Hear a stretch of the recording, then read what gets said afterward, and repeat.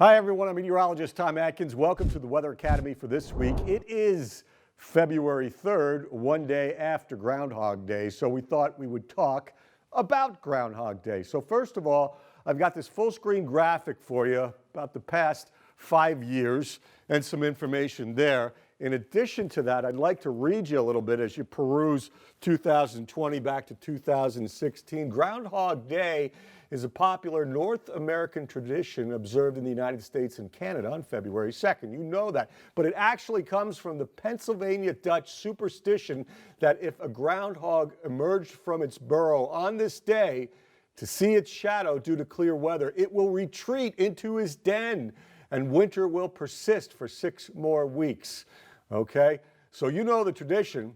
The weather lore was brought from German-speaking areas where they used a badger as the forecasting animal. So a little background as you can see what's happened in the last few years here. And what you can see is a very consistent seeing of his shadow by Phil. As you can see on this year, 2018, 2017, but we've got 2 no shadows there. So what's it like and what's happening in Punxsutawney? Now in February, there's not a whole lot of sunshine usually. So how does he always end up seeing his shadow, or very often end up seeing his shadow? Some theories, the camera lights shining down, because in the whole month of February, there's only about 100 hours of sunshine in Punxsutawney. So partly to mostly cloudy skies are usually seen on February 2nd.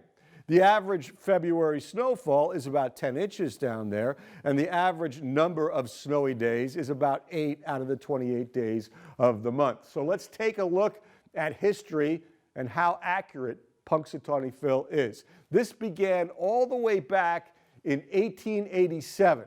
Okay, so if we add up the stats, the number of times he saw his shadow, including yesterday, 105 times.